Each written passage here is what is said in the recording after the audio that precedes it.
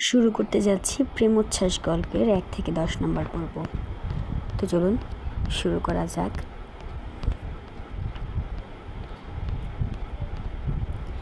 মন্ত্রীপুত্রের বিয়ে খেতে এসে নিজের বিয়ে হয়ে গেল প্রেমার, তাও সেই মন্ত্রীপুত্র উচ্ছ্বাস তাজওয়ারের সাথে। সব কিছু এত দ্রুত ঘটে গেল যে কী থেকে কী হয়ে গেল সেটাও বুঝতে বেগ পেতে হচ্ছে প্রেমার। পুরো নাম প্রেমা মির্জা। মূলত উচ্ছ্বাসের বাবা মুহসিন তাজওয়ারের সবচেয়ে কাছের বন্ধু হলেন পলাশ মির্জা। সেই সূত্রে মুহসিন তাজওয়ার বড় ছেলের বিয়েতে সর্বপ্রথম নিমন্ত্রণপত্র পাঠিয়েছিলেন মির্জা পরিবারে। মির্জা পরিবার বিয়ের দাওয়াত খেতে আসলো তখন পলাশ মির্জা বন্ধু মুহসিন তাজওয়ারের থেকে জানতে পারেন ছেলের বউ নাকি পালিয়েছে, বিয়েটা হবে না। দুই বন্ধু তখন ঠিক করেন ছেলে মেয়েদের বিয়ের কথা। পলাশ মির্জার ছোট মেয়ে প্রেমা, বড় মেয়ে প্রান্তিকার বিয়ে দিয়েছেন বছর 3 হলো। প্রেমার সাথে বিয়ে দেওয়ার সিদ্ধান্তে দুই পরিবারই খুব খুশি হলেন। খুশি হতে পারলে না উচ্ছ্বাস। বিদেশে থাকে উচ্ছ্বাস, বিয়ের জন্য দেশে এসেছিল। পাত্রকে বেশ পছন্দ হয়েছে, তবে পাত্রী এমন পরিবারে পালিয়ে যাওয়াতে তার অহংবোধ লেগেছে ভীষণ। ইগোতে চাপ পড়েছে যেন, যার দরুন নারীদের প্রতি একটা বিরক্তিভাব এসে যায় মুহূর্তেই। তার উপর বাবা মায়ের এমন সিদ্ধান্ত আরও বিরক্ত হয় সে। কিন্তু বাবার জেদের কারণে প্রেমা নামক উটকো ঝামেলাকে বিয়ে করতেই হলো তার। তবে তাকে বেঁধে রাখতেও মতও নয় যে প্রেমা নাম স্ত্রীকে একা দেখা গেলেই চলে গেল বিদেশে। ফিরবে কি এটা জানা নেই কারো। ছেলের এমন কাজে ভীষণ লজ্জিত মুহসিন তাজওয়ার। বন্ধু পলাশ মির্জা বিষয়টা বোঝেন। মুহসিন তাজওয়ারকে বললেন, মেয়েটাকে আমি বাড়িতে নিয়ে যাই তাহলে। তা কী করে হয় পলাশ, আমার বাড়ির পুত্রবধূ প্রেমা বাপের বাড়িতে থাকবে কেন? পলাশ মির্জা দীর্ঘশ্বাস ছেড়ে বললেন, মেয়েটাকে আমি চিনি মহসিন, বড্ড চাপা স্বভাবের।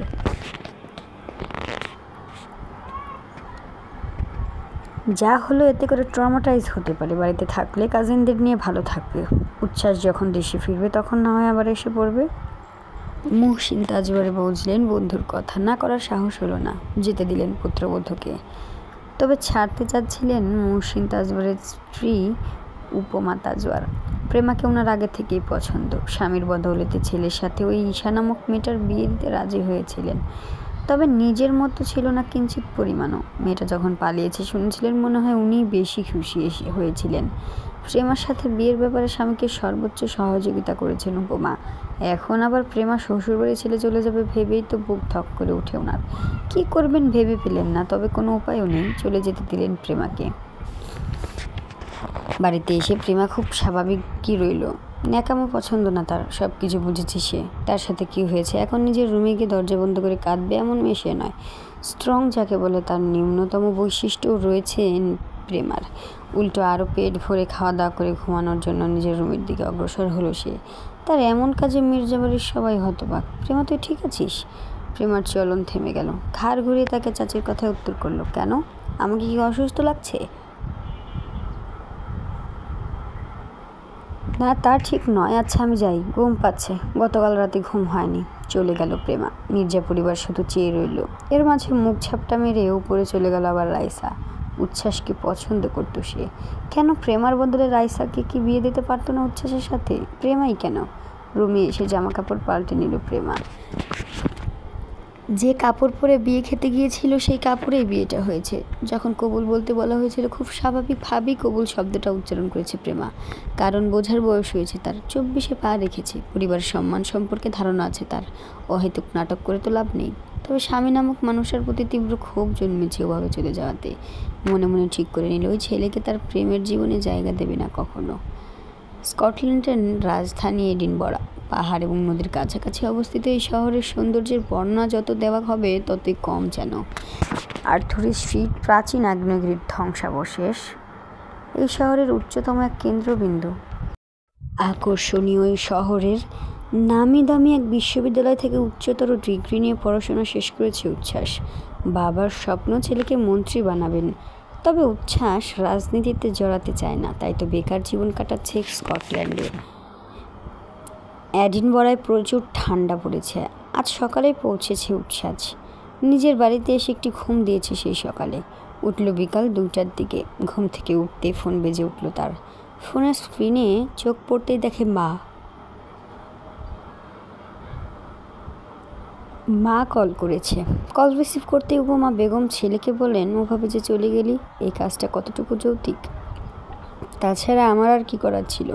আমার মতো ছেলেকে যদি ওই ঈশা পাত্তা না দিয়ে বিয়ে থেকে ছেড়ে পালিয়ে যায়, তবে প্রেমা যে যাবে না তার গ্যারান্টি কি? যে ভালো তো আমার ফ্রেন্ডস ক্রিস্টিনা, দেখতে শুনতে ভালো, মডার হট অ্যান্ড। কান থেকে ফোন সরালেন উপমা। আবারও কানে দিতেই শুনতে পেলেন উচ্ছ্বাসের কথা। বিয়ে করানোর জন্য ডেকেছিলে, গিয়েছি, কিন্তু পাত্রে পালিয়ে গেল। ওই মেয়ের পরিবর্তে তোমরা আমায় বিয়ে দিলে আরেক মেয়ের সাথে। আমাকে কিনা এই জন্মে দেখিনি। তবে হ্যাঁ, Prema is a pretty girl, more beautiful than Isha, but আমার আর কিছু করার নেই। একবার মন উঠে গেছে মেয়েদের থেকে, দ্বিতীয়বার গিয়ে সেই মন দেওয়াই জাস্ট ইম্পসিবল। তোর বাজে বকা বন্ধ হলে এখন আমায় বলতে দে। ফোঁস করে শ্বাস ছাড়ল উচ্ছ্বাস। বলো। দেশে ফিরে আয় বাবা, প্রেমাকে তোর ভালো লাগবে। মেয়েটা বুদ্ধিমতী, সুন্দর ব্যবহারে, ভদ্র, সভ্য, এমন মেয়ে যে পেয়েছিস বউ হিসেবে তো কপাল তোর। উচ্ছ্বাস শুধু বলল, না, দেশে আর ফিরছি না, আজীবনই এখানেই থেকে যাব। চাকরি নেবে একটা। সে তুই যাই নে, তবু দেশে ফিরে আয় বাবা। উচ্ছ্বাস ফের বলল, না। কি না? উচ্ছ্বাসের কণ্ঠে বিরক্তি। মা, আমি তোমাকে এতক্ষণ যাবৎ কী বললাম? তবে এত কিছু জানি না, তুই দেশে ফিরে আয়। হবে না, হবে না, পারবো না, রাখছি বলে কল কেটে দিল উচ্ছ্বাস। হতাশ হলেন উপমা বেগম। দুজনকে এক করার জন্য অবশ্যই কিছু একটা করতে হবে ওনাকে। রাতে উচ্ছ্বাস ফ্রেশ হয়ে রেডি হয়ে নিল ক্লাবে যাওয়ার জন্য। উচ্ছৃঙ্খল নয় সে, তবে টেনশনে থাকলে ক্লাবে গিয়ে সময় কাটায়। নারী দেহে মক্ত এমনটাও নয়, তবে ফ্লার্টিংয়ে এক্সপার্ট বেশ। ফোনটা হাতে নিতেই হোয়াটসঅ্যাপে একটা মেসেজ দেখলো। তার ছোট বোন মুনতাহা পাঠিয়েছে। ছবিগুলোতে ক্লিক করতেই দেখলো প্রেমার ছবি। Pretty girl, I am not for you. ক্লাবে দেখা হলো ক্রিস্টিনার সাথে। ক্রিস্টিনার সাথে করে এক মেয়েকেও এনেছে, দেখতে ভীষণ সুন্দর, বাঙালি মেয়ে। ক্রিস্টিনা উচ্ছ্বাসকে বলল, এও বাঙালি। ভিন দেশে এসে বাঙালি পাওয়া আসলে খুবই কষ্টসাধ্য। তোমায় যেভাবে পেয়েছিলাম। উচ্ছ্বাসের সাথে চোখাচোখি হলো সেই মেয়ের। ক্রিস্টিনা বলে উঠে, নওরিন ওর নাম, নওরিন। উচ্ছ্বাস বিয়ারের গ্লাসে চুমুক বসালো, বলল, oh, do you need her? Hmm. Christina কিছু একটা ইঙ্গিত করলো নওরিনকে। নওরিন নামক মেয়েটা উচ্ছ্বাসের পাশে এসে বসলো আর কেমন গায়ে পড়া ভঙ্গিতে বলল, বিদেশের মাটিতে পা রাখলে কেউই আর ভার্জিন থাকে না উচ্ছ্বাস। লেটস ট্রাই সামথিং, চলো। উচ্ছ্বাস তাকিয়ে রইল নওরিনের দিকে। স্ত্রীকে ঠকানোর কোনো ইচ্ছে নেই উচ্ছ্বাসের। সে উচ্ছৃঙ্খল হতে পারে, তবে চরিত্রহীন নয়। নওরিনের খুব প্রস্তাবে নিজেকে সায় দিল না, বরং নওরিনের মুখের উপর বলে দিল, sorry, I am not interest, and anyway I am married. এই কথাটুকু ক্রিস্টিনার কানেও গেল। নওরিন মেয়েটা মুখ ফুলিয়ে চলে গেল সেখান থেকে। সে শুনেছে উচ্ছ্বাসের ব্যাপারে। ছেলেটা দেখতে যতটাই সুদর্শন, তার থেকেও বেশি বড় লোকের ছেলে, বাবা মন্ত্রী, আর কি লাগে। এদিকে ক্রিস্টিনা বিস্ময় নিয়ে উচ্ছ্বাসকে প্রশ্ন করলো, কিভাবে কি বিয়ে করেছো? হ্যাঁ। উচ্ছ্বাস বিয়ারের গ্লাসে চুমুক দিয়ে উত্তর দিল। অবাক না হয়ে পারল না ক্রিস্টিনা। এমন সময় নাইফকে দেখা গেল। নাইফ উচ্ছ্বাসের প্রিয় বন্ধু। নাইফ এসে সোজা উচ্ছ্বাসের পাশে বসলো। তারপর বলে উঠল, শুনলাম বিয়ে করেছিস? ক্রিস্টিনা বলল, আমাদেরও জানায়নি। দ্যাটস নট ফেয়ার বো। উচ্ছ্বাস তখনও শান্ত বেশ। তোরা কি জানতি না আমার বিয়ে হবে? হ্যাঁ জানতাম, তবে বিশ্বাস করিনি। তাহলে সেটা তোদের ব্যর্থতা, এটা বলেই উঠে দাঁড়ালো উচ্ছ্বাস। গ্লাসটা রেখে নাইফকে বলল, চল বাড়ি ফেরা যাক, আমার ভালো লাগছে না আজ। কিন্তু বাদ সাধলো ক্রিস্টিনা। এই ওয়েট, বাড়ি ফেরা যাক মানে? আজ পার্টি করবি না? উচ্ছ্বাস কপাল কুঁচকে বলে, সরি, মুড নাই আজ। নাইফ, তুই যাবি কি না? না গেলে আমি গেলাম। নাইফ কোনো বাক্য ব্যয় না করে উচ্ছ্বাসের পিছু নিল। উচ্ছ্বাস ড্রাইভিং সিটে বসে আছে, নাইফ তার পাশে। গাড়ি স্টার্ট দেওয়ার অনেকক্ষণ পর পর্যন্ত নাইফ উচ্ছ্বাস চুপ ছিল, তবে কিছুক্ষণ পর ভাবুক গলায় প্রশ্ন করতেই হলো, ভাবির নাম কি? উচ্ছ্বাস সহজ সরল গলার সাথে সাথে উত্তর করে বলল, প্রেমা মির্জা। মির্জা? তোর বাবার বন্ধুর মেয়ে নাকি? হ্যাঁ, জানলে কী হবে? তুই তো একদিন বলেছিলি। ওহ, ভাবির ছবি দেখা তো দেখি। উচ্ছ্বাস পকেট থেকে ফোন বের করে গ্যালারিতে ঢুকে একটা ছবিতে ক্লিক করে নাইফের সামনে তুলে ধরলো। নাইফ ফোনটা নিজের হাতে নিয়ে বলল, wow, she is so pretty, তোর সাথে ভালো মানাবে। উচ্ছ্বাস ফোন কেড়ে নিল। নাইফ কিছু মনে করলো না। সে পুনরায় বলে উঠলো, ভাবিকে একা দেখে দেশে রেখে এখানে চলে এলি কেন? তা আবার বিয়ের রাতেই ব্যাক করছিস? বাসর টাসরের ইচ্ছা ছিল না নাকি? বিরক্ত হলো উচ্ছ্বাস। বলল, যার সাথে বিয়ে হওয়ার কথা ছিল সে তো পালিয়েছে। এই উটকো ঝামেলাটা যে পালাবে না তার নিশ্চয়তা কি, তাই রেখে এসেছি। থাকুক সেভাবে, আমি এখানেই থাকবো, দেশে আর ফিরছি না। নাইফ অবাক হয়ে প্রশ্ন করলো, কী বলছিস ভাই? যা শুনেছিস। মানতে পারলো না নাইফ। এটা তুই ঠিক করিসনি ভাই, মেয়েটাকেও তো বোঝা উচিত ছিল নাকি?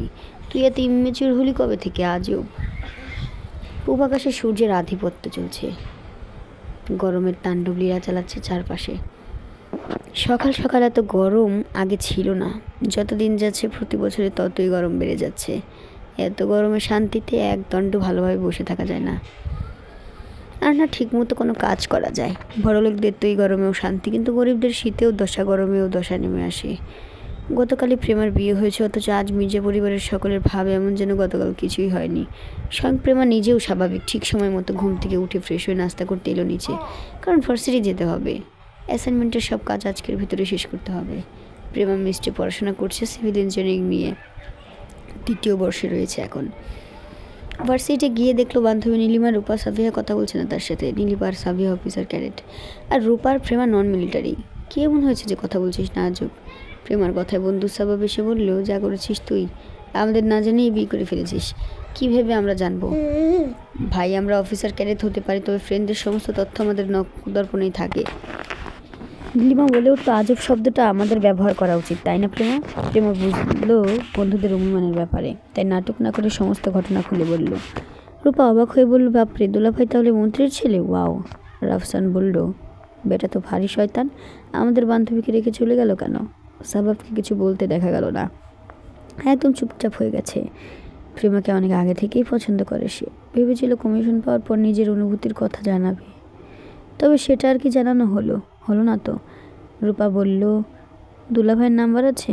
না। সাবিহা বলল, তুই কী রে, জামাইয়ের নাম্বার রাখিসনি? না। কি না করছিস? কিছুই না, যা সর, ভাল লাগছে না এখন। তখনই প্রেমার ফোনে কল এলো। প্রেমা ফোনটা হাতে নিয়ে দেখতে চাইলো কে কল দিয়েছে। অপরিচিত নাম্বার, তার উপর বিদেশি নাম্বার। রাফসান লোকটা কেড়ে নিয়ে দেখলো বিদেশি নাম্বার, তারপর মৃদু চেঁচিয়ে বলল, এইটা আবার দুলাভাই নয় তো? সবাই একে একে দেখলো। সাবিয়া বলল, হতেও পারে, রিসিভ কর। রাফসান, তুই কর, দুলাভাইয়ের একটু জেলাস ফিল করাই। প্রেমা নিষেধ করলো, তবে কেউ শুনল না। রাফসান কল রিসিভ করলো। অপর প্রান্ত হলে ভারী কণ্ঠে কেউ বলল, প্রেমা, রাইট? রাফসান গম্ভীর স্বরে ঠোঁটে বাঁকা হাসি ফুটে উত্তর করলো, প্রেমা নয়, প্রেমার বয়ফ্রেন্ড বলছি। কি চাই আপনার? আর কে আপনি? প্রেমা কপালে হাত দিল, বাকিরা মুখ টিপে হাসতে ব্যস্ত।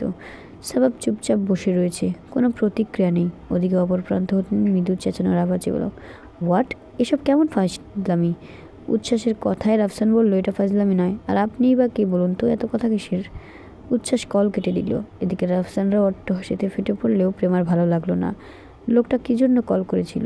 এদিকে স্কটল্যান্ড থাকা উচ্ছ্বাসের মাথা গরম। মাকে ফোন করে এখনই ডিভোর্সের কথা জানাবে, তখন তার রাগ হচ্ছে অনেক। ডিভোর্সের জন্য মাকে কল দেওয়ার আগে নিজেকে কন্ট্রোল আনলো উচ্ছ্বাস। এটা কি ঠিক? কতটা যুক্তিযুক্ত ভাবলো আগে, তারপর ভাবলো ঘটনার সত্যতা কতটুকু। অবশ্য অবিশ্বাসেরও কিছু নেই। আবার তার মায়ের মতের দিকটা বিবেচনা করলে প্রেমা নাকি খুবই ভালো মেয়ে, তো এমন কাজ করার তো মানেই নেই। আবার তার মা যে সমস্ত বিষয় সম্পর্কে জানবে, এরও তো কোনো নিশ্চয়তা নেই। পুনরায় কল করবে কি না, এই দ্বিধাদ্বন্দ্বে ভুগলো। অতবার সত্যটা যাচাইয়ের জন্য পুনরায় কল করলো প্রেমার নাম্বারে। 2বার রিং হতে কল রিসিভ হলো।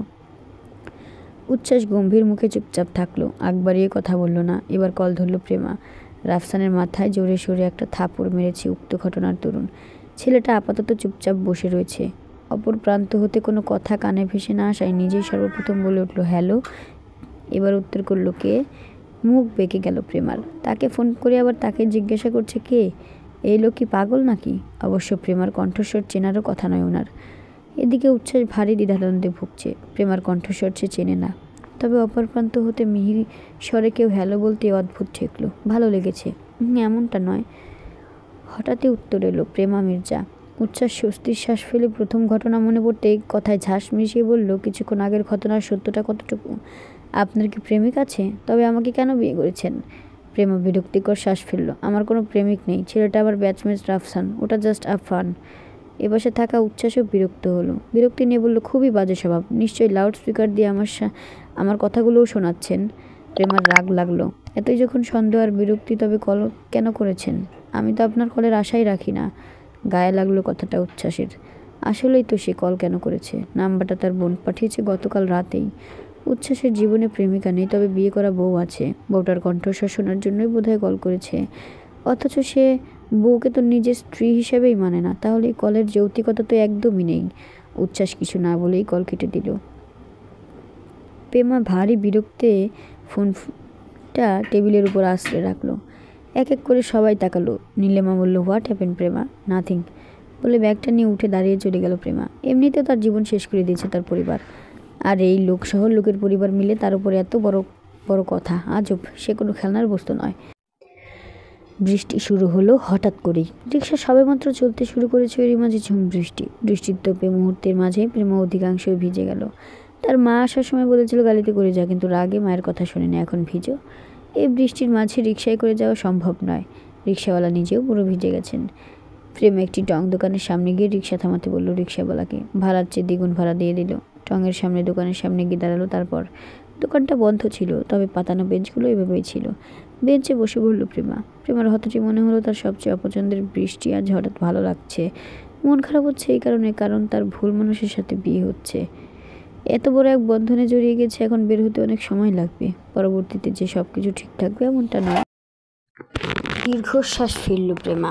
উচ্ছ্বাস তাজওয়ার দেখতে শুনতে ভালো, ফ্যামিলি ব্যাকগ্রাউন্ডও রিনাউটেড, তবে লোকটা প্রেমার জন্য নয়, তার সাথে তো মানাবেও না তাকে। অদ্ভুত কম্বিনেশন। বৃষ্টিতে ভিজে গেলাম, উক্ত কথাটায় ধ্যান ভাঙল প্রেমার। পাশে ফিরে তাকাতেই পরিচিত কাউকে চোখ দেখে চোখ বড় হয়ে এলো। সাদীপ ভাই, শব্দটা বিড়বিড়িয়ে মুখ থেকে বের হলো প্রেমার। সাদীপ প্রেমার মামাতো ভাই, কানাডা থেকে থাকে সে। কখন আসলো আর এখানে কিভাবে? সাদীপ ভাই আপনি এখানে? সাদীপ চমৎকার হাসলো। আজই ফিরলাম, কিন্তু পথিমধ্যে পরিচিত প্রিয় কাউকে দেখে থামতেই হলো। প্রেমা শেষ কথাটা মাথায় নিল না, উল্টে প্রশ্ন করলো, সাদীপ ভাই আমাদের বাড়িতে চলুন, সাথে আমারও বাড়ি যাওয়া হবে, এখানে ভালো লাগছে না। সাদীপ সায় জানালো প্রেমার কথায়। গাড়িটা পাশেই দাঁড় করানো। ভেতরে ড্রাইভার আর সাদীপের অ্যাসিস্ট্যান্ট নোভা বসে আছে। প্রেমার সাদীপ গিয়ে উঠে বসলো গাড়িতে। তারা উঠতেই নোভা একবার পিছনে ফিরে তাকালো। হঠাৎই তার খারাপ লাগলো। এই সেই মেয়ে যার ব্যাপারে সাদীপ উৎসাহিত। গাড়ি চলতে শুরু করলো। সাদীপ ড্রাইভারকে বলল, মির্জা বাড়ি চলুন। ড্রাইভার মাথা দোলালো। প্রেমার বিয়ের ব্যাপারে সাদীপ কিছু জানে না, জানলে হয়তো বারবার মুগ্ধ চোখে প্রেমার দিকে তাকাতো না। ঝড় তুফানের আবাস, ঠান্ডা বৈরী হাওয়ায় শরীর শীতল শিহরণ বয়ে যায়। সারাদিনের ক্লান্তিগুলো উধাও হয়ে যায় নিমিষেই। বাতাসের ঘ্রাণে ভেজা মাটির ঘ্রাণটা সবচেয়ে বেশি আকর্ষণীয়। জানালা খোলা রেখে পিয়ানো বাজাচ্ছে প্রেমা। ঠান্ডা হাওয়া তার পিঠ সমান চুলগুলো উড়িয়ে দিচ্ছে। পিয়ানো বাজানোতে এক্সপার্ট প্রেমা। তার পিয়ানোর সুরে পুরো মির্জাবাড়ি মুখরিত হয়। অসাধারণ এই প্রতিভায় তুখর প্রেমা। তবে আজ তার আগের মতো কেউ তার রুমে এসে একটা মন্তব্য করলো না, অথচ আগে পিয়ানোর সুর শুনলে মাঝে চলে আসতো, এসেই বললো এত সুমধুর কেন। কিন্তু আজ এসে আর কেউ বলছে না, বলবে কি করে? যা করেছে বলার মতো মুখ কারো নেই আর। বাহ প্রেমা, আগের চেয়ে এখন বেশি ভালো পিয়ানো বাজাস। চেনা আওয়াজেও পেছন ঘুরে তাকালো না প্রেমা। নিজের পিয়ানো বাজানোতে সমস্ত মনোযোগ দিয়েছে। সাদীপ প্রেমার বিছানায় বসলো ধপ করে। পুরো নাম তার সাদীপ খান। বাবা মায়ের একমাত্র সন্তান সে। পেশায় একজন ব্যবসায়ী সাদীপ। কানাডার নিজের ব্যবসা দাঁড় করিয়েছে। বাংলাদেশে বাবার ব্যবসাও সামলানোর পরিকল্পনা নিয়েই এসেছে। কী রে, চুপ করে আসিস যে? সাদীপ পুনরায় বলে উঠল। প্রেমা পিয়ানো বাজানো থামালো। ঘাড় ঘুরিয়ে সাদীপকে বলল, সাদীপ ভাই, পিয়ানো বাজানোর সময় এভাবে কথা বলা আমার একদমই পছন্দ নয়। এতে মেলোডিগুলো বাজাতে সমস্যা হয়। আচ্ছা তাই বুঝি, আমি দুঃখিত। তবে প্রেমা উঠে দাঁড়ালো। কিছু বলবেন আপনি? হ্যাঁ, আমি আগামীকাল চলে যাব, এটা বলতে এলাম। কথাটা ইতস্ততা নিয়ে বলল সাদীপ। প্রেমা সাদীপের মনোভাব বোঝে, তাই বলেই ফেললো, সাদীপ ভাই আপনি কি জানেন আমার বিয়ে হয়েছে? সাদীপ হেসে উঠল। পরক্ষণে কথাটা বুঝতেই চমকে প্রেমার দিকে বিস্ফোরিত চোখে তাকালো। প্রেমা মাথাটা উপর নিচ নাড়ালো। সাদীপ ধীর কণ্ঠে বলল, তুই মজা করছিস তাই না? তোতলানো বন্ধ করুন সাদীপ ভাই, আমার সত্যিই বিয়ে হয়ে গেছে। সাদীপের কান ভন করছে। সে তো ভেবে রেখেছিল এবার দেশে ফিরেই প্রেমাকে বিয়ে করে কানাডায় পাড়ি জমাবে। সাদীপ উঠে দাঁড়ালো। দ্রুত ধূপধাপ পায়ে রুম থেকে বেরিয়ে গেল। প্রেমা দীর্ঘশ্বাস ছাড়ল। সাদীপকে সে বড় ভাইয়ের নজরেই দেখে, কিন্তু মানুষটা যে তাকে কেন বোনের নজরে না দেখে পছন্দ করে আল্লাহ মাবুদ জানে। রাইসা আজ বাড়িতে ফিরল। বন্ধুদের সাথে সেন্ট মার্টিন ট্যুরে গিয়েছিল সে। বাড়িতে ফিরতেই সিঁড়ি বেয়ে ওঠার সময় সাদীপের সাথে ধাক্কা খেল মেয়েটা। বিরক্তি নিয়ে তাকালো রাইসা। পাশ ফিরে তাকাতেই সাদীপকে দেখে চিনতে পারল না রাইসা, তবে কোথাও যেন দেখেছে মনে হলো। সাদীপ সরি জানিয়ে দ্রুত নেমে গেল নিচে। রাইসার বিরক্ত লাগলো। উপরে উঠে আবার দেখা পেল প্রেমার। দুজনেই সমবয়সী। রাইসা বিউপিতে পড়াশোনা করছে, সে অফিসার ক্যাডেট, বাবার পছন্দ সেই এই দিকই বেছে নিয়েছে। বিএমএতে পরীক্ষা দিয়েছিল, ঠিকই গিয়েছে, এখন বিউপিতে পড়াশোনা করছে বিবিএ নিয়ে।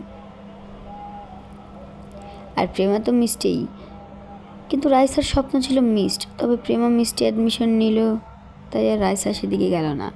রাইসার বাবা পারভেজ মির্জা পেশায় একজন অবসরপ্রাপ্ত মেজর জেনারেল, আর ছোট ভাই পলাশ মির্জা পেশায় একজন ব্যবসায়ী। রাইসা ছুটিতে বাড়ি এসেছে, আগামীকাল চলে যাবে। দোতলায় উঠতে একটুর জন্য ধাক্কা লাগলো প্রেমার সাথে। প্রেমা গুরুত্ব না দিয়ে চলে যেতে লাগলো। বাহ, মন্ত্রীর ছেলের সাথে বিয়ে হওয়ার পরই এই দেমাক নাকি? রাইসার এরূপ আক্রমণাত্মক কথায় প্রেমা পিছন ঘুরে তাকিয়ে বলল, তোর সাথে ঠিক কবে আমার এভাবে এমন জায়গায় দাঁড়িয়ে কথা হয়েছিল আমার তো মনে পড়ে না। আমার সামনে দেমাক কমিয়ে চলবি। প্রেমা হাসলো, সুন্দর সেই হাসি। তুইও বুঝে শুনে কথা বলবি, দেখা যাক। প্রেমা নিচে নেমে গেল। রাইসা তাকিয়ে রইল। প্রেমা নিচে আসতেই তার ফোনে কল এলো। ফোন দেখতেই দেখলো তার শাশুড়ি উপমা বেগম। প্রেমা কল রিসিভ করতে অপর প্রান্ত হতে উপমা বেগম বললেন, কেমন আছো মামুনি? ভালো আছি, আপনি? এই তো ভালো। আগামীকাল আসবে আমাদের বাড়িতে, তোমার সাথে কিছু গুরুত্বপূর্ণ কথা আছে মা। আগেই বলে রাখছি, পারলে আমাদের ক্ষমা করে দিও, তবে এছাড়া কোনো উপায় নেই। প্রেমা বুঝলো না কথার মানে। কি হয়েছে যে রাত বিরেতে কল করে ক্ষমা চাইছে? হাসপাতালে ইমিডিয়েট উচ্ছ্বাস। গতকাল রাতে বাড়ি ফেরার পথে অ্যাক্সিডেন্ট করেছে, খুব বেশি আহত না হলেও বাম হাত ভেঙেছে। উচ্ছ্বাসকে দেখতে এসেছে ক্রিস্টিমা। একা থাকবে কিভাবে? ক্রিস্টিনার কথায় উচ্ছ্বাস বলল, এর আগেও এমন হয়েছে, আমি একাই থেকেছি। বউকে আনলেই পারিস, দরকার নেই। তো বিয়ে কেন করেছিলি? জানি না। ক্রিস্টিনা বিরক্ত হলো, কিছুক্ষণ চুপচাপ বসে থেকে চলে গেল। উচ্ছ্বাস একা হয়ে গেল। তবে সন্ধ্যার দিকে নায়ক এলো। নায়ক পেশায় একজন আর্টি টিচার। উচ্ছ্বাস নাইফকে দেখার সাথে সাথে বলল, বাড়ি যাব, এখানে মরা মানুষের মতো শুয়ে থাকতে ভালো লাগছে না, বিরক্ত লাগছে, আমাকে বাড়ি নিয়ে চল। নাইফ বলল, তুই এখনও বেশ। উচ্ছ্বাস চোখ রাঙালো। নাইফ আর কিছু বলল না, চলে যেতে যেতে বলল, দেখছি। এডিনবার্গের রাত যেন ইতিহাসের পাতায় মোড়া এক স্বপ্ন। রাজপ্রাসাদের ছায়া যখন পাথুরে গলির মাথায় ঝুলে থাকে, শহরটা তখন সময়ের সীমানা ছাড়িয়ে অন্য এক যুগে হারিয়ে যায়। সৌন্দর্যের কোনো কমতি নেই এই রাতের শহরে। উঁচু উঁচু দালান কোঠাগুলো খাম্বার মতো দাঁড়িয়ে থাকে, দেখতে আকর্ষণীয়। শুভ্র রঙা ডুপ্লেক্স বাড়িটার সামনে এসে সাদা রঙা গাড়িটা থামলো, বেশ দামি গাড়ি। গেইটে থাকা দারোয়ান গেট খুলে দিল। বাড়ির সামনে গিয়ে নাইফ আগে বাড়ি থেকে নামলো, তারপর উচ্ছ্বাসের কাছে দরজা খুলে দিয়ে উচ্ছ্বাসকে ধরে নামালো। উচ্ছ্বাস প্রাণ খুলে শ্বাস নিয়ে বলল, এবার ভালো লাগছে। নাইফ রান্না করছে। রান্না বলতে বিদেশি খাবার। এছাড়া ছেলেটার কী ব্যাপারে? উচ্ছ্বাসের আজ বাঙালি খাবার খেতে মন চাইলো। অনেকদিন মায়ের হাতের রান্না খাচ্ছে না। মায়ের হাতের রান্নার কথা মনে পড়তেই ক্ষুধা পেল ভীষণ। উচ্ছ্বাস টিভি দেখছিল। টিভিতে গান চলছে, প্রেম তুমি। নাইফ কিছুদিন আগেই ছেঁকা খেয়েছে, কান্না পাচ্ছে তার। উচ্ছ্বাস সোফায় হেলান দিয়ে বসে আছে। হঠাৎই নাইফকে বলল, আমার মায়ের হাতের রান্না খেতে ইচ্ছে করছে। নাইফ কিঞ্চিত রাত দিকেই বলল, তো আমি কি করতে পারি? তুই কি ভাত, তারপর মাছ গোস্ত এসব রান্না করতে পারিস না? না। উচ্ছ্বাস বাচ্চাদের মতো মুখ ফুলিয়ে বলল, তাহলে আমি খাবো না, যা। নাইফ এগিয়ে এলো তার দিকে। বলে, আমার সোনা বাবা তা খাবে না, আমি খাইয়ে দেবো বাবু। নাটকীয় ভঙ্গিতে কথাটা বলে এবার রাগ দেখিয়ে বলল, সারাদিন পরিশ্রম করে তোর বাসায় এসে রান্না করে দিচ্ছি, সে নাকি আবার খাবে না? তো আমাকে আটকে রেখেছিলি কেন? উচ্ছ্বাস নাইফের দিকে তাকালো। আচ্ছা চলে যা তাহলে, শান্ত গলায় কথাটা বলল। নাইফ নরম হলো। আজ এখানেই থাকবো, যেতে পারবো না, যা। প্রেমা সামনে অগ্রসর হতেও থেমে গেল। পেছনে ঘুরে মাকে ডাকলো, মা। আফরা বেগম তাকালেন। কিছু বলবি? আমাকে ও বাড়িতে ডেকেছেন। আফরা বেগম বুঝলেন না। কোন বাড়ি? তাজবার। আফরা বেগম এবার বুঝলেন। জিজ্ঞেস করলেন, কেন? জানি না। কী সব ক্ষমা চাচ্ছিলেন? 10টার দিকে যাব ভাবছি। আচ্ছা ঠিক আছে। অতটা চিন্তিত দেখা গেল না আফরা বেগমকে। যা হবার আইব। ডিভোর্সের কথা বললে হোক, সমস্যা কী? এমনিতেও আফরা বেগম এই বিয়ের পক্ষে ছিলেন না।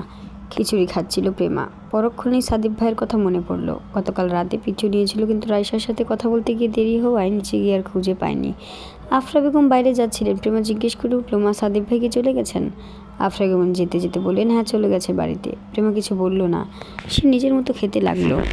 তাজবার বাড়িটা বিশাল বড়। বাড়িতে সবসময় লোকজন থাকেই, মন্ত্রীর বাড়ি বলে কথা। যৌথ পরিবার হলেও পরিবারের সদস্য সংখ্যা নেই তেমন।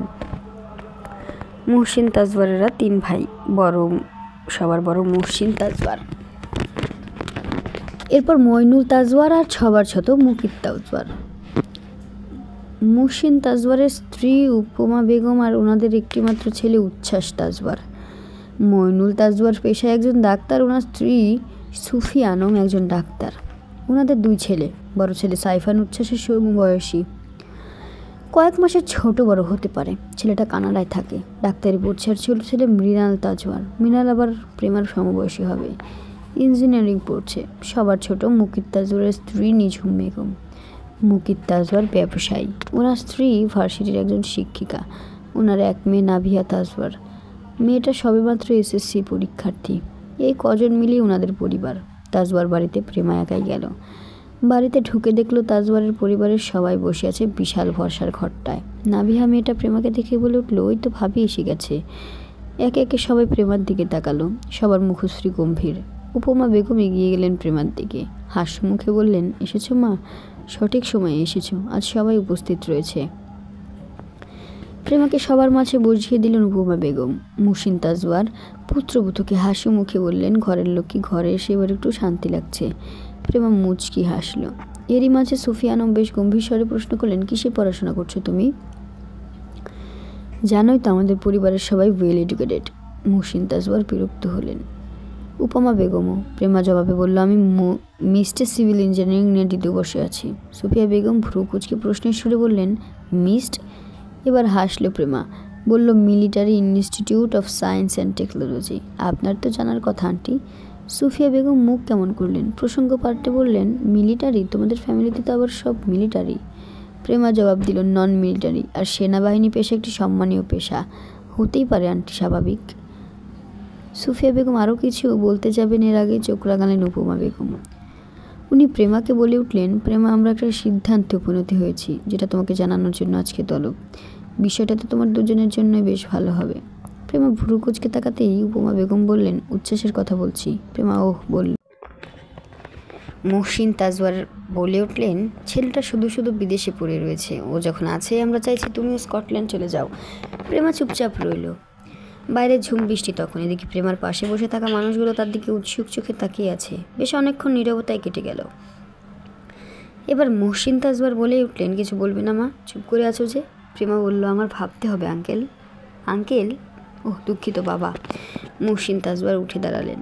প্রেমার মাথায় হাত বুলিয়ে বললেন, ভেবে দ্রুত জানাবো মা, আগামী সপ্তাহেই তোমাকে স্কটল্যান্ড পাঠানোর ব্যবস্থা করব। এরপর আমি আসছি বলে চলে গেলেন নিজের কাজে। বাকিরাও চলে গেলেন। তবে উপমা তাজওয়ার রইলেন প্রেমার পাশে।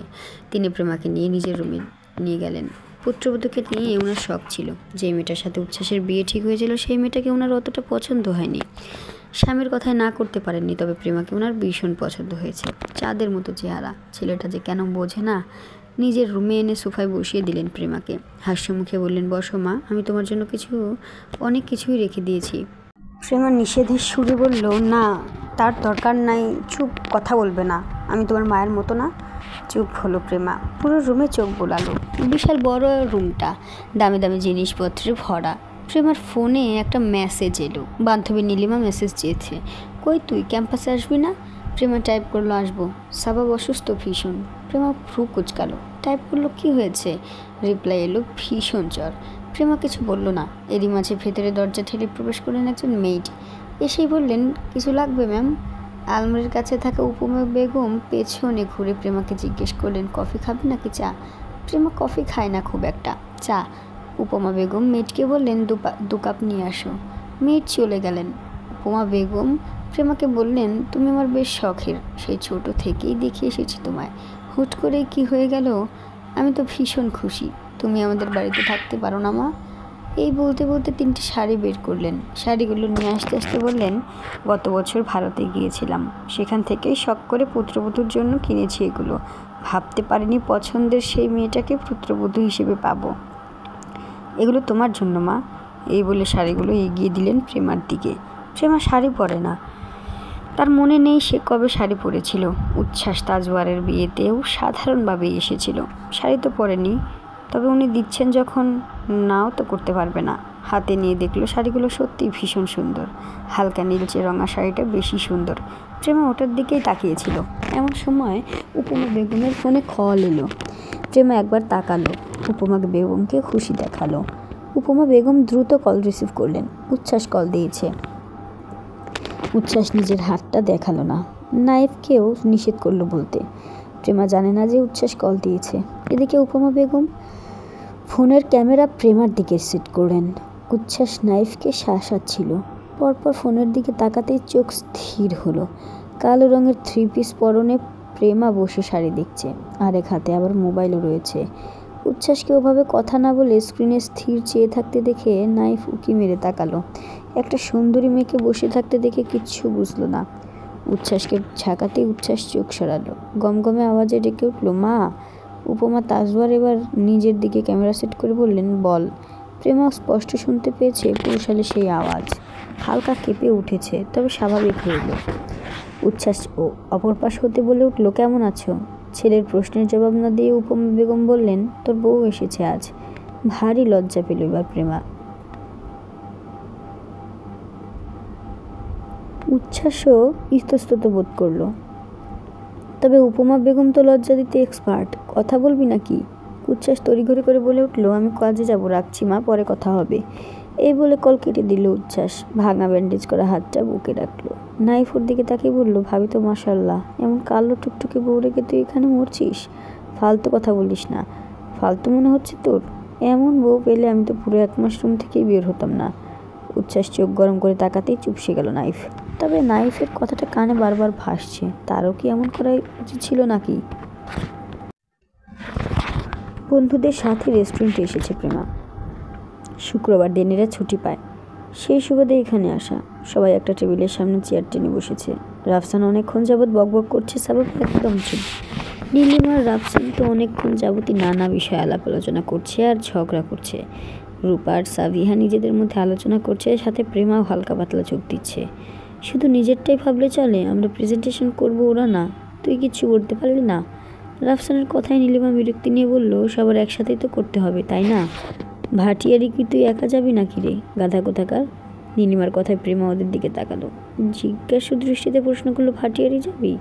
হ্যাঁ, আগামীকাল যেতে হবে সবাই। হ্যাঁ, ও সাবধানে যাইস। রাফসান দাঁত কেলিয়ে হেসে, আমরা সাবধানেই যাব, তোকে বলিনি আমি। আমিও তোকে বলিনি। রূপা আমার দিকে তাকিয়েছিল, ওকেই বললাম। রূপা বলল, আচ্ছা কে খাবি, অর্ডার কর, আজকে আমি তোমাদের খাওয়াবো। নীলিমা বলে উঠল, এই ভুল করিস না, আমরা কম খেলেও রাফসান যেই রাক্ষস, দেখবি ও নিজেই তোকে ফকির বানিয়ে দিবে। রাফসান রাগের দৃষ্টি নিক্ষেপ করলো নীলিমার দিকে। সাবিয়া হেসে উঠল, বলল, কথা সত্য, তুমি সঠিক বলেছ। এবার সাবাব বেশ বিরক্ত নিয়ে সবার উদ্দেশ্যে বলল, যা খাবি দ্রুত খেয়ে চলে যাই, এত কথা কিসের? ওর এই কথায় সবাই সাবাবের দিকে তাকালো। প্রেমার সাথে চোখাচোখি হলো। প্রেমা ভ্রু কুঁচকে বলল, এমন করছিস কেন? আমার ভালো লাগছে না তাই। রূপা ভ্রু কুঁচকে বলল, তো এসেছিস কেন? চলে যাই তাহলে, তোরাই তো নিয়ে এলি।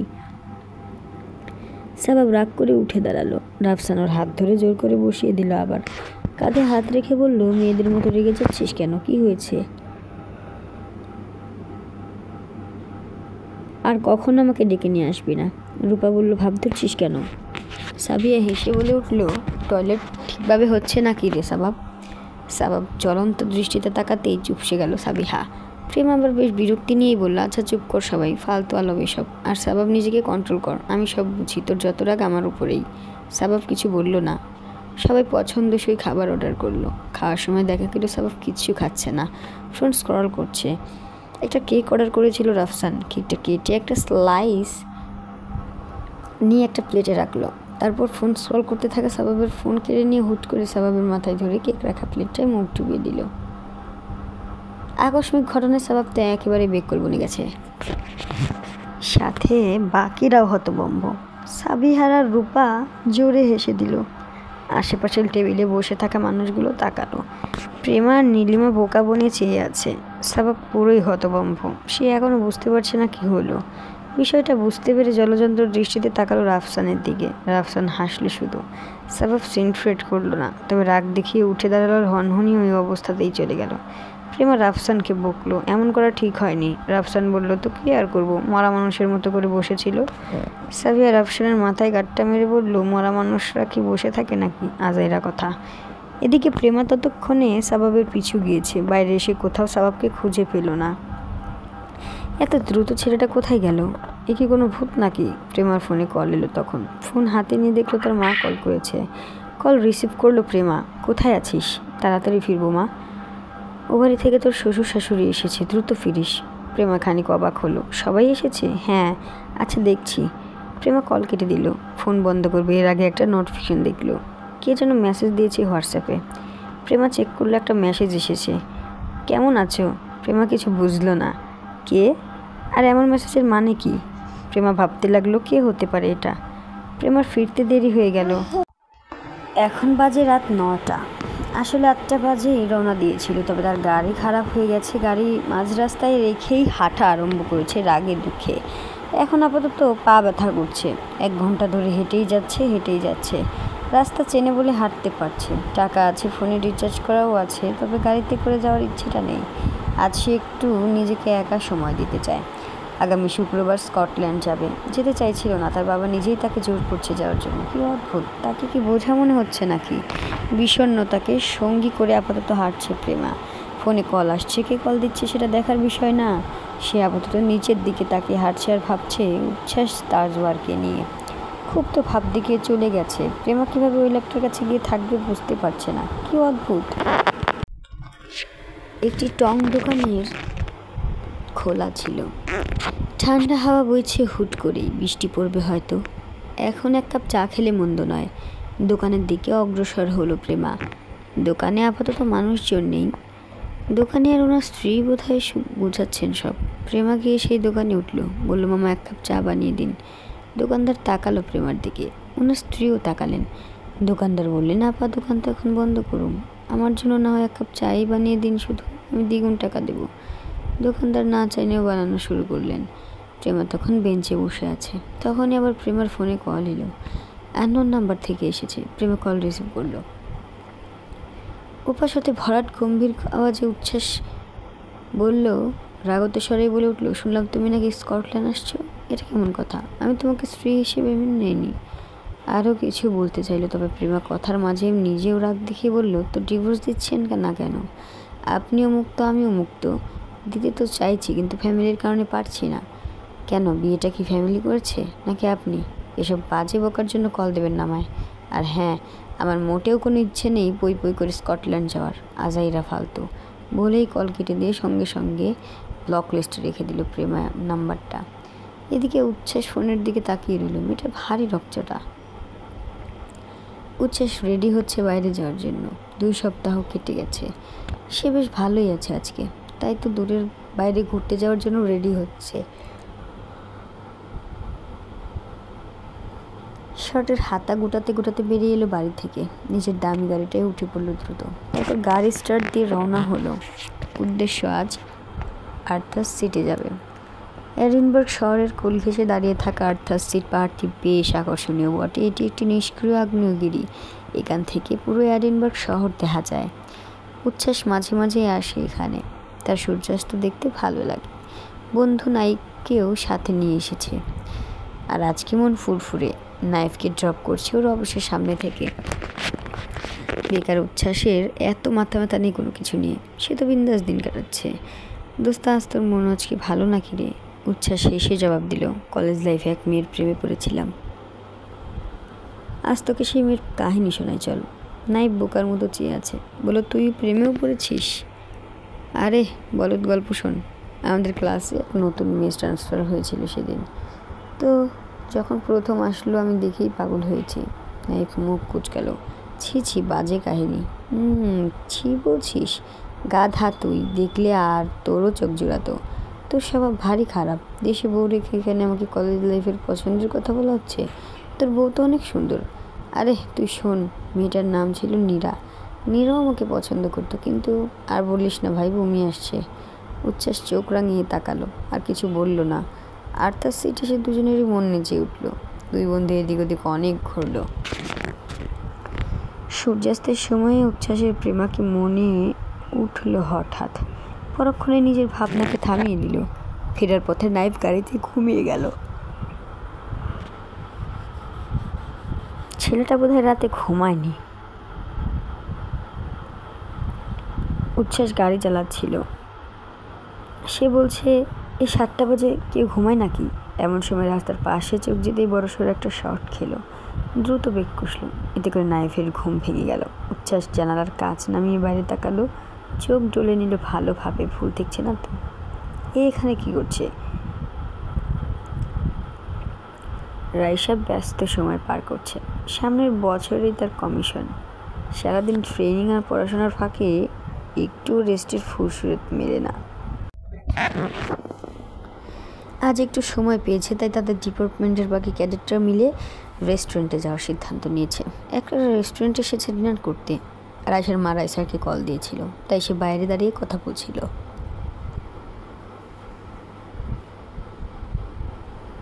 ভেতরে ঢুকতে গিয়ে কারোর সাথে ধাক্কা লাগলো তার। একটু দেখে শুনে হাসুন মিস্টার, বলে রাইসার ছেলেটার দিকে তাকালো। আর তাতেই অবাক হলো, এতে সেই ছেলেটা যার সাথে তার বাড়িতেও ধাক্কা লেগেছিল। এদিকে সাদিবও তাকালো। সাদিব রাইসাকে দেখেই চিনে ফেললো। তার ফুপার বড় ভাইয়ের মেয়ে। এনে বিএম ট্রেনিংয়ে আছে, তাহলে এখানে কি করছে? মেয়েটার চুলগুলো ছোট ছোট। অবশ্য এটা তাদের চুলের কাট। আর্মি গার্ড লাগছে। দুঃখিত ম্যাম, আমি দেখতে পাইনি।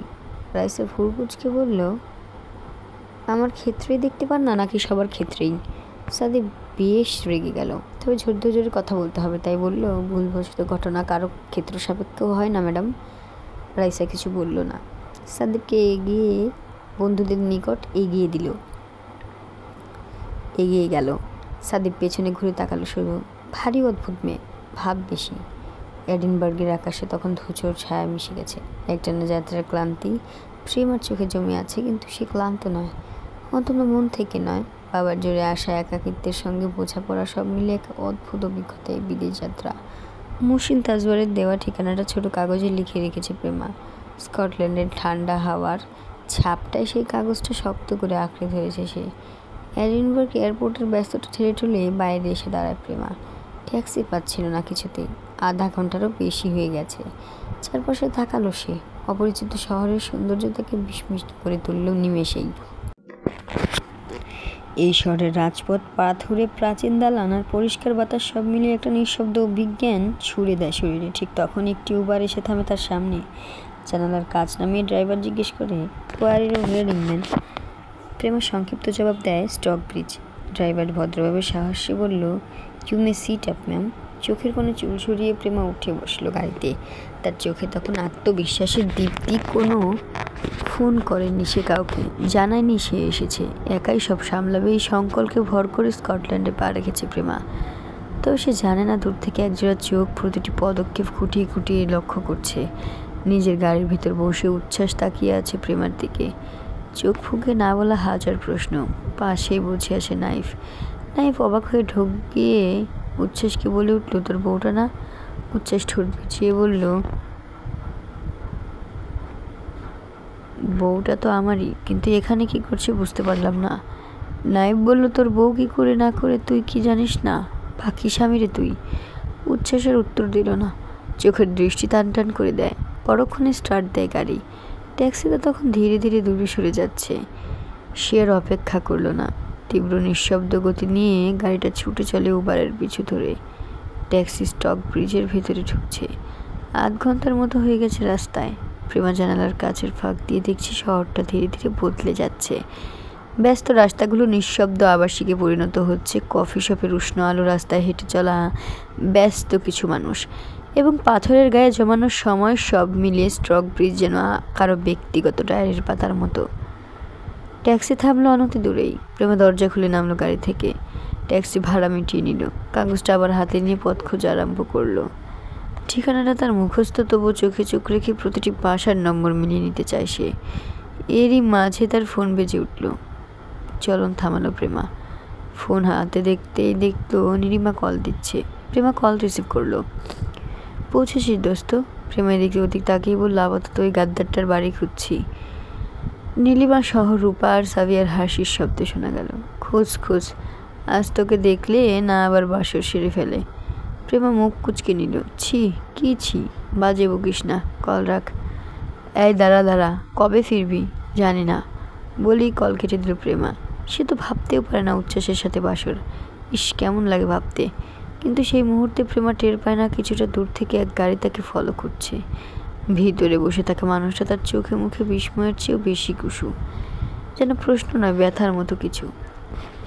স্টক ব্রিজের শান্ত রাস্তায় অল্প আলো, অল্প শব্দ আর অনেকখানি নিস্তব্ধতা। প্রেমার ট্যাক্সি ঠিকানা মতো নামিয়ে দিয়ে চলে গেছে অনেকক্ষণ আগে। সাদা কাগজে লেখা নাম্বার মিলিয়ে শেষমেশ এক পরিচ্ছন্ন নীরব বাড়ির সামনে এসে দাঁড়ালো প্রেমা। বাড়িটার গেট কালো রঙের, মোটা লোহার তৈরি, দৃঢ় ও অনর। দেয়ালে খোদাই করে লেখা আবার তাজ পার মেনশন। পাশেই ছোট একটি গার্ডরুম, আর সেখানে বসে থাকা বছর 50-এর স্কটিশ দারোয়ান চা খেতে খেতে প্রেমার আগমন লক্ষ্য করলো। দারোয়ান উঠে দাঁড়ালো, প্রেমার দিকে এগিয়ে এসে ইংরেজিতে প্রশ্ন করলো, excuse me ma'am, whom are you looking for? Prema একটু ইতস্তত করলো, তারপর আত্মবিশ্বাসী কণ্ঠে উত্তর দিল, I am here for Mr, উচ্ছ্বাস Tajwar. This is his residence, isn't it? দারোয়ান ভ্রু কুচকে প্রশ্ন ছুড়ল, your name please, and do you have any appointment or invitation? প্রেমা সংক্ষেপে বলল, my name is Prema and I am the wife of উচ্ছ্বাস তাজওয়ারদার। দারোয়ান বিস্ফোরিত দৃষ্টিতে তাকালো। তার মালিক বিয়ে কবে করেছে? মেয়েটা তো বাঙালি, সত্যি নয় তো? অস্বস্তিকর বিস্ময় নিয়ে দারোয়ান বলল, sorry ma'am, I haven't received any notice about you, I can't let you in without confirmation. প্রেমার মুখের রেখাগুলো কড়া হয়ে উঠল। এমন কিছু সে প্রত্যাশা করেনি, তবু ধৈর্য ধরে চুপ থাকলো। ব্যাগ থেকে ফোন করতে যাবে কি না এই ভাবনায় বিভ্রান্ত। মুহসিন তাজওয়ারকে ফোন করে বলবে কিনা এই নিয়ে বিভ্রান্তিতে ভুগলো। সব কিছু দেখলো উচ্ছ্বাস, বুঝলো দারোয়ানটা ভেতরে ঢুকতে দিচ্ছে না। গাড়ির দরজা খুলে বেরিয়ে এলো উচ্ছ্বাস, কিন্তু সে প্রেমার চোখে ধরা পড়ল না। সে সাবধানে প্রেমার দৃষ্টির আড়ালে থাকলো। তারপর গাড়ির দিকে হাত দিয়ে ইশারা করলো। গার্ড প্রথমে লক্ষ্য না করলে পরবর্তীতে উচ্ছ্বাসকে দেখে সোজা হয়ে দাঁড়ালো। উচ্ছ্বাস ছোট্ট এক ইশারা করলো শুধু, গার্ড সেটা বুঝে নিল। হঠাৎই নরম সুরে প্রেমার উদ্দেশ্যে বলে উঠল, you may go you now ma'am. Prema একটু অবাক হলো, ব্যাককল বনে গেল কিঞ্চিত। তার ভাবনার মধ্যেই গেট খুলে গেল। সে দারোয়ানের দিকে অদ্ভুতভাবে তাকিয়ে ধীরে পা বাড়ালো ভেতরে। উচ্ছ্বাস হাসলো প্রেমা নমন অভিব্যক্তি দেখিয়ে। নাইফ উচ্ছ্বাসের সাথে কাঁধে হাত রেখে বলল, ভাবি বাস্তবে থেকে আরও সুন্দর, নজর দিস না। ধুরু কিছু বলিস? পরক্ষণে মনে পড়ল কিছু, বলে উঠল, এই তুই না ভাবিকে মেনে নিসনি তাহলে এখন? আরে ও যখন নিজে থেকে এলো, মানা তো আর করতে পারবো না। কি বাজে তুই। উচ্ছ্বাস ভ্রু কুচকে তাকিয়ে আছে। এদিকে ভেতরে ঢুকে প্রেমা তাকিয়ে রইল। বাড়িটা বাইরের দিক থেকে একেবারে পরিপাটি। দেয়ালের রং, বারান্দার গাছগাছালি, ছিমছাম ছোট বাগান, সব কিছুতেই শৃঙ্খলার ছাপ। তবে যে জিনিস প্রেমার চোখে আটকে গেল তা হলো মোড় দরজাটা। সেখানেই তালা চলছে। তালা একেবারে সত্যিকারের তালা। প্রেমা থমকে দাঁড়ালো, অবাক হয়ে তাকিয়ে রইল সেই দরজায়, যেন তার আগমন জানিয়ে রাখার কোনো প্রয়োজনই হয়নি এই বাড়িতে। তাহলে সে এখন যাবে কোথায়? অন্যদিকে গেটের পাশে দাঁড়িয়ে থাকা উচ্ছ্বাস আর ভেতরের দ্বন্দ্ব তার আত্মগোপনের লুকানো যুদ্ধে দাঁড়িয়ে রইল কিছুক্ষণ। আর বুকের ভিতর কিছু না নড়ে উঠল অপরিচিত এক কাঁপুনি, যা হয়তো প্রেমার নির্জন আগমনের ভারে জন্ম নিয়েছে। প্রেমার খিদে পেয়েছে, আপাতত এখানে থাকা যাবে না, পেটে কিছু ঢালতে হবে। এই ভেবে আবারও গেটের দিকে এগিয়ে গেল। দারোয়ান প্রেমাকে দেখে জিজ্ঞেস করলো, something wrong ma'am, do you need something? Prema প্রশ্ন করলো, don't call me ma'am, I am younger than you, you can call me Prema if you want. Now tell me, where is the food shop around here? দারোয়ান প্রেমার কথাবার্তায় খুব বেশি খুশি হলো। বুঝলো মেয়েটার মনের ভেতর থেকে খুবই নরম। উত্তরে বলল, not too far, there's a food shop if you walk to the left. Prema পা বাড়ালো সেদিকে। গেট পেরিয়ে দারোয়ানের কথা মতো হাঁটা ধরল সেদিকে। রাতের শহর থেকে হাঁটছিল, রাস্তায় চোখ নেই। এমন সময় কোথায় পা আটকে পড়ে যেতে নিলেই চোখ বড় হয়ে এলো। তবে মুহূর্তেই তাকে কেউ ধরে ফেললো, হাতে ধরেছে কেউ, ধার করালো প্রেমাকে।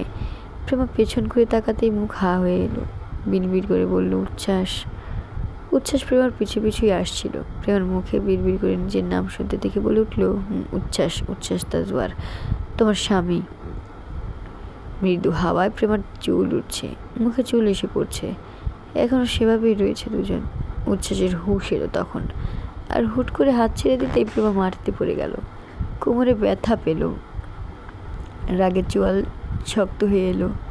এভাবে ফেলে দিবি যখন ধরলি কেন? আগে পড়ে যাওয়াই তো ভালো ছিল। কথায় কাঠিন্যতা এনে বেশ রাগ দেখিয়ে বলল প্রেমা, এভাবে ফেলেই যখন দেবেন তো ন্যাকামো কেন ধরেছেন কেন? আচ্ছা বেয়াদব তো আপনি।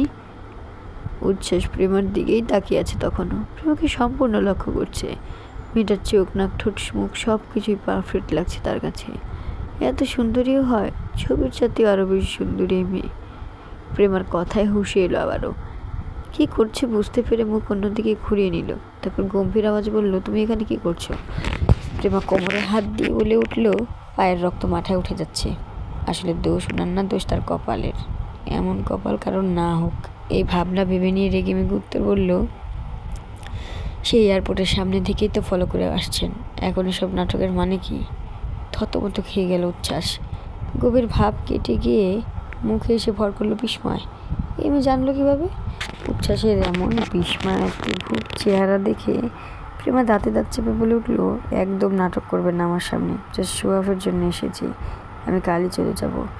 উচ্ছ্বাস বিরক্তি নিয়ে বলল, হ্যাঁ হ্যাঁ চলে যাও, আমার কি? আপনার কিছু না, ডিভোর্স দিলেই তো পারেন, এত নটাঙ্কির দরকার ছিল না। উচ্ছ্বাসের ভ্রু কুঁচকে এলো, ডিভোর্স? পরক্ষণে আবার বলল, হ্যাঁ হ্যাঁ আমি ভেবে দেখব, এক্ষুনি ভাবুন, আমি এক্ষুনি চলে যাই, আপনার মুখ দেখানোর স্বাদ নেই আমার। উচ্ছ্বাস রেগে মেগে তাকালো। প্রেমার একটু কাছে এসে বলল, তাই? তাহলে এই জীবনে ডিভোর্স দেবো না তোমায়, থাকো ভেবেই আমাকে পাবে না, আর ডিভোর্সও পাবে না। প্রেমা উচ্ছ্বাসকে অনুকরণ করে মুখ বেঁকিয়ে বলল, আমাকেও পাবেন না? আরে আমি কি আপনাকে পাওয়ার জন্য মরে যাচ্ছি নাকি? উচ্ছ্বাস বাঁকা হাসলো, আরেকটু এগিয়ে এলো প্রেমার দিকে। প্রেমা তার কাঁধ বরাবর হবে, মেয়েটা পেছালো না, ঠায় দাঁড়িয়ে রইল জায়গাটায়। উচ্ছ্বাস এক ভ্রু কুঁচকে বলল, মরে তো যাচ্ছ না, তবে মারতে চাই। মুখ বেঁকালো প্রেমা।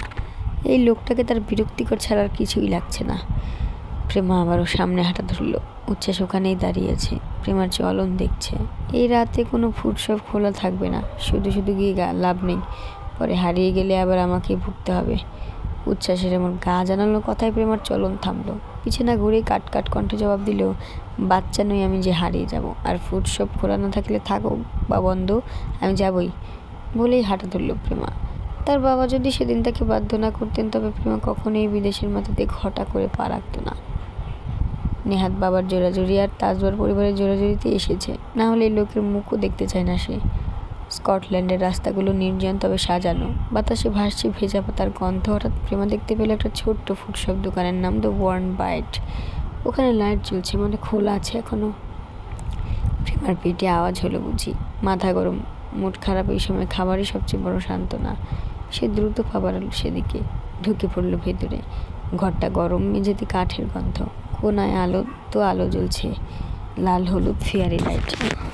কাউন্টারে বৃদ্ধা বসে আছেন। বৃদ্ধা হাসি মুখে জিজ্ঞেস করলেন, সামথিং ওয়ার্ম লাভ? প্রেমা আশ্চর্য হলো না। ঝুলিয়ে রাখা মেনু খাবারগুলো দেখে নিল আগে। বাঙালি খাবার তো পাবে না, তাই পছন্দসই খাবার অর্ডার করলো। One lentil soup and a grill cheese sandwich please.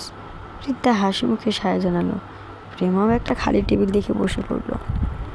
Phone বেজে উঠল তার। তার মা কল দিচ্ছে। এই অসময়ে কেন? প্রেমা যে পৌঁছেছে সেটা বলতেই ভুলে গিয়েছিল। মনে পড়তেই মায়ের কল রিসিভ করল। ওপাশ হতে প্রেমার মা বেশ চিন্তিত গলায় প্রশ্ন করলেন, পৌঁছেছিস মা? প্রেমা উত্তর দিল, হ্যাঁ। উচ্ছ্বাস আসে বাড়িতে? জানি না, রাস্তায় দেখলাম খেউ খেউ করছে একা একা, ওরা জানি না, আমি খেতে এসেছি বাইরে। ওপাশ হতে আফরা বেগম বিস্ময় নিয়ে প্রশ্ন করলেন, ঘেউ ঘেউ করছে মানে? জানি না। রেগে আছিস মা? তোর বাবার সাথে কথা বলবি না? আপাতত মুড নেই, একটু কথা বল মা। বৃদ্ধা খাবারগুলো নিয়ে এলেন তখন। প্রেমা আর কথা বাড়াতে চাইল না, বলল, ভালো থেকো তোমরা, এখন রাখছি, বলেই কল কেটে দিল। বৃদ্ধা খাবারগুলো টেবিলের উপর রেখে পুনরায় হেসে বলল, খেয়ে নাও। প্রেমা থতমত গিয়ে গেল বৃদ্ধের কথা শুনে। তীক্ষ্ণ নজরে বৃদ্ধকে পর্যবেক্ষণ করলো। দেখতে ধবধবে সাদা, চুলের রঙও সাদা, বার্ধক্যের ছাপ চোখে মুখে স্পষ্ট। প্রেমা প্রশ্ন করে উঠলে, আপনি বাংলা পারেন? বৃদ্ধ একটা চেয়ার টেনে বসলেন, তারপর হাস্য মুখে জবাব দিলেন, হ্যাঁ পারি। কিন্তু কিভাবে? বুঝলে মেয়ে, আমি অনেক বছর বাংলাদেশে ছিলাম। তুমি তো বাংলাদেশি তাই না? আমার বাবা বাংলাদেশি ছিলেন, আমার মা স্কটিশ। জি, আমি বাংলাদেশি। আজই এসেছো? জি। প্রেমা আমতা আমতা করছি, কী ডাকবে বুঝতে পারছে না। বৃদ্ধা বোধহয় বুঝলেন। তিনি বললেন, আমাকে মিসেস লিয়া বলে ডেকো। প্রেমা হালকা হেসে বলল, নাম ধরে? হ্যাঁ, বাচ্চা মেয়ে, নাম ধরেই ডাকবে। প্রেমা হাসলো। বৃদ্ধা বললেন, আগে দেখিনি কখনো, আজই এসেছো? প্রেমা জবাবে বলল, জি। কোথায় উঠেছো? এই এলাকায়। জি, এখান থেকে কিছুটা দূরে তাজবার কি তাজবার বাড়িতে? বৃদ্ধা উৎসুক দেখালো। চেনেন বোধ হয়। প্রেমা মাথা উনপুর্নিশ নাড়তে বললেন, উচ্ছ্বাস। আই নো হিম, ছেলেটা খুবই ভালো আর ভদ্র, আমার সবে মাঝে মাঝে আসে। বলে হাসতে লাগলেন। প্রেমার মাথা গরম হলো উচ্ছ্বাসের নাম শুনে। সে খাওয়া আরম্ভ করলো। বৃদ্ধা হেসে আরও কিছু বললেন। প্রেমা হুহা উত্তর দিচ্ছে। তখনই আরেকজন স্কটিশ লোক আসলেন। বৃদ্ধা চলে গেলেন। প্রেমা খাচ্ছে, গলা দিয়ে নামছে না। ভালোভাবে এই খাবার, সারাদিনে একবার ভাত না খেলে কি চলে? প্রেমার চলে না। বিল মিটিয়ে মিসেস লিয়ার থেকে বিদায় নিয়ে ফুসফুস থেকে বের হয়ে গেল প্রেমা। শপের সামনে একটা লেক আছে, আবার দেখতে সুন্দর লাগছে। প্রেমা কিছুক্ষণ দাঁড়িয়ে হাওয়া খেলো। সারা রাত এখানেই থাকার প্রতিজ্ঞা করেছো নাকি? আমি কিন্তু বেশিক্ষণ আর থাকতে পারবো না। পরিচিত কণ্ঠে এমন কথা শুনে পাশ ফিরে তাকালো প্রেমা। উচ্ছ্বাসকে সে এখানে আশা করেনি। ভাবমূর্তি ভীষণ গম্ভীর লাগছে ছেলেটার, কণ্ঠেও গাম্ভীর্যতা বেশ। প্রেমা জবাবে বলল, এখানে কি করছেন? আর আমার থাকা না থাকা প্রতিজ্ঞা নিয়ে কি? আপনাকে থাকতে কে বলছে? উচ্ছ্বাস হুট করে প্রেমার হাত ধরল জোরে সোরে। ঈষৎ ব্যথায় প্রেমা মৃদু আওয়াজ করে উঠল। উচ্ছ্বাস বলল, বাচ্চা মেয়ে, আবার কথার ঝাঁজ কত, বলেই টেনে নিয়ে যেতে শুরু করলো। প্রেমা বাধা দিলেও মানল না। সোজা বাড়ির সামনে নিয়ে এলো, হাত ছাড়ল না। দারোয়ান গেট খুলে দিলেন। এবারও হাত টেনে ধরেই নিয়ে যেতে লাগলো। আমাকে কি পশু মনে হচ্ছে নাকি? এভাবে টেনে নিয়ে যাওয়ার মানে কি? উচ্ছ্বাস দাঁতে দাঁত চেপে বললো, আমি যদি কুকুর হই তাহলে তুমিও মেয়ে কুকুরই। প্রেমা বুঝলো না সে কুকুর কখন হলো। প্রেমা রাগ দেখিয়ে এবার বেশ জোরে সোরেই হাত ছাড়িয়ে নিল। এত বিরক্তিকর কেন লোকটা? আরে কেমন বাজে স্বভাব! একেবারে হাত ধরলো, সাহস কত বড়! আপনি কুকুর টুকুর হতেই পারেন, আমার সাথে এমন আচরণের মানে কি? উচ্ছ্বাস বাড়ির দরজা খুলতে খুলতে বলল, মায়ের সামনে যে আমাকে কুকুর বলা হয়, তোমাকে যে কামড়ায়নি, এটাই তোমার সৌভাগ্য নাকি? উচ্ছ্বাসের কথাটা শুনে প্রেমা স্পষ্ট বুঝে গেল মানুষটা তার কথা শুনেছে। তাহলে কি আড়িপাতে ছিল? প্রেমা বিরক্তি ঝরা গলায় বলে উঠল, অন্যের কথায় আড়িপাতা খুবই বাজে একটু স্বভাব। উচ্ছ্বাস একই ভঙ্গিমায় বলে উঠল, অন্যের সামনে অন্যের নামে গীবত দেওয়াও বাজে স্বভাব। প্রেমা দাঁতে দাঁত চেপে বলল, আমি যা সত্য তাই বলছিলাম, আর আমিও যা করা উচিত তাই করছিলাম। উচ্ছ্বাস মূল দরজায় বিশাল তারাটা ঝুলছে তখন। প্রেমা কাটকাটা আওয়াজে বলল, ভারী বেয়াদব লোক তো আপনি, মেয়েদের মতো ঝগড়া করছেন। ঝগড়া না, শুধু তোমার প্রশ্নের উত্তর দিচ্ছি। প্রেমা আর কিছু না বললেও বিড়বিড় করে বলল, শুধু বেয়াদব। উচ্ছ্বাসে বিড়বিড় করে বলল, খুব আদব আছে যেন তার। দরজা খুলে ভেতরে ঢুকলো উচ্ছ্বাস। প্রেমা বুঝতে পারছিল না মা ঢুকবে কিনা। তার এই বাড়িতে যেতেও অস্বস্তি লাগছে। উচ্ছ্বাস ভেতর থেকেই বলে উঠলো, এবার ওখানে দাঁড়িয়ে থাকার প্রতিজ্ঞাবদ্ধ হলে নাকি নাকি কি তুমি চাইছো কোলে করে ভেতরে নিয়ে আসি? প্রেমা এবার বেশ রেগে মেগেই ভেতরে ঢুকলো। ভেতরে এসে আশেপাশে চোখ পড়তে অবাক হলো। বাড়িটার বাইরের সৌন্দর্যের চাইতে অভ্যন্তরীণ সৌন্দর্য অনেক বেশি। প্রেমা এদিক ওদিক তাকাচ্ছে। বাড়ির সব কিছু সুন্দর হলেও বেশ অগোছালো লাগছে তার কাছে। উচ্ছ্বাস প্রেমাকে এদিক ওদিক তাকাতে দেখে উচ্ছ্বাস নিজেও তাকালো। বেশ অগোছালো করে রেখেছে সে। লজ্জা পেল। উপরে রুম আছে, যেখানে ইচ্ছা থাকতে পারো। উচ্ছ্বাসের এমন কথায় প্রেমা ফিরে তাকালো তার দিকে।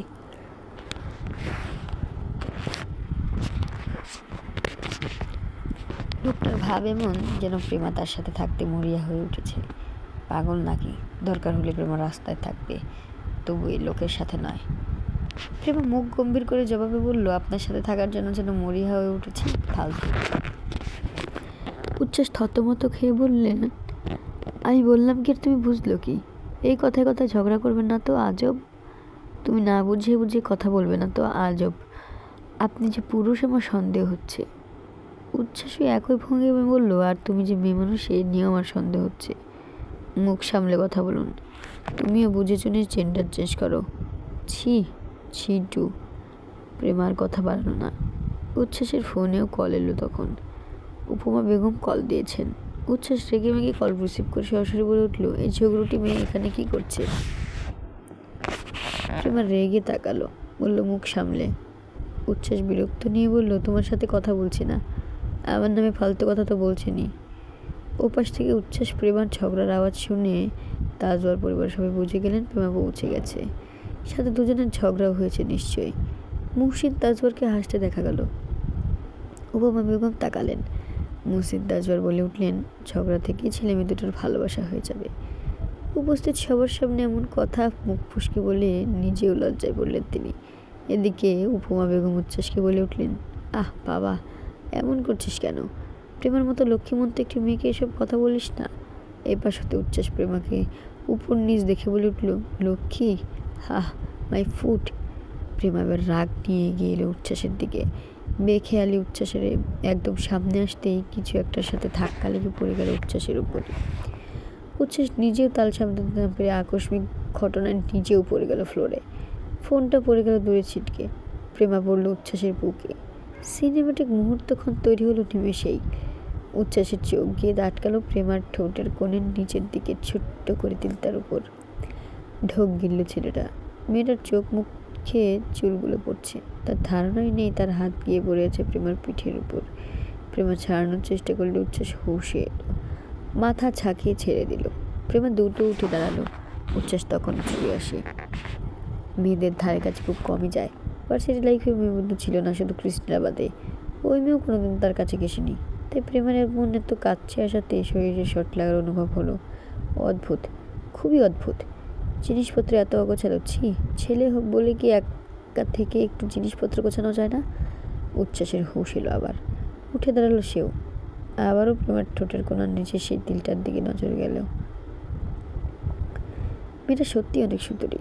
পরপরই প্রেমার কথা মাথায় আসতেই যে সমস্ত ধারণা দূরে ছুড়ে এবার নিজেকে বেশ শান্ত রেখে হাস্যমুখে বলে উঠল, বউয়ের জন্য রেখে দিয়েছি।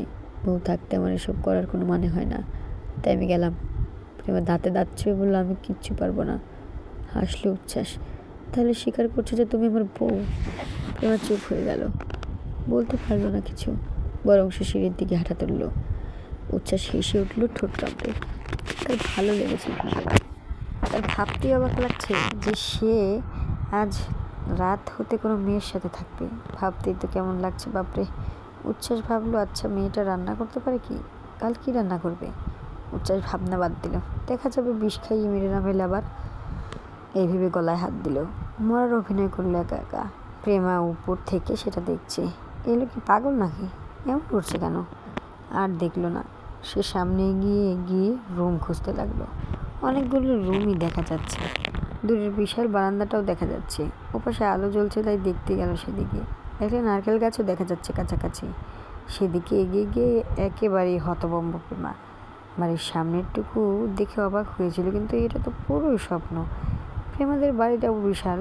কি নেই মির্জা বাড়িতে? সবই আছে, তবে এই উচ্ছ্বাস তাজবাড়ির বাড়িটা যেন আলাদা রূপ বহন করে। ঝলমলে আলোয় সজ্জিত সুইমিং পুল, সামনেই সারি সারি নারকেল গাছ দেখা যাচ্ছে। দূরে পানি দেখা যাচ্ছে, হয়তো বা লেক কোনো। প্রেমা মুগ্ধ চোখে দেখল কিয়ৎক্ষণ। সন্ধ্যাবেলা সূর্যাস্তের সময় দেখতে বেশি ভালো লাগবে নিশ্চয়ই। এ তো পুরাই কাল্পনিকের মতো সুন্দর। প্রেমার মন টিকে গেল এখানে। পাশে একটা রুম আছে, প্রেমার চোখ গেল সেখানে। প্রেমা ঠিক করলে রুমে সে থাকবে। তবে দুটো রুম আছে, বাম দিকে একটা, ডান দিকে একটা। প্রেমা ডান দিকেরটাই এগিয়ে গেল। দরজা খুলতে যাবে, এর আগে পেছন থেকে উচ্ছ্বাস বলে উঠল, ওটা আমার রুম। তারপর দ্রুত এগিয়ে এসে মাথায় হাত দিয়ে গভীর স্বরে বলে উঠল, তুমি তো দেখছি বাসর করার জন্য একবারে রেডি হয়ে এসেছো। প্রেমা জলজন্ত তোকে তাকালো। উচ্ছ্বাস ভরকে গেল। প্রেমা ক্রুদ্ধ স্বরে বলে উঠল, যেখানে আপনার চেহারা দেখার কোনো ইচ্ছে নেই সেখানে এসব ভাবনার বৃথা। বলে বাম দিকের রুমটার দিকে পা বাড়ল। দরজা খুলে ভেতরে ঢুকে পড়ল। উচ্ছ্বাসের সামনে জোরে সোরে দরজা লাগিয়ে দিল। কেঁপে উঠল উচ্ছ্বাস। বিড়বিড় করে বলে উঠল, মেয়েটা দেখি দরজা জানলা সব ভেঙে ফেলবে। প্রেমার রুমে ঢুকে পুরো রুমটা দেখলো। সব কিছুই বেশ পরিষ্কার আছে। এই এত বড় বাড়িতে এই ছেলে থাকে কিভাবে? অদ্ভুত বিষয় হলো রুমের পুরোটাই গোলাপি রঙা। গোলাপি তো মেয়েদের পছন্দের রং। প্রেমার পছন্দের রং অবশ্য সবুজ।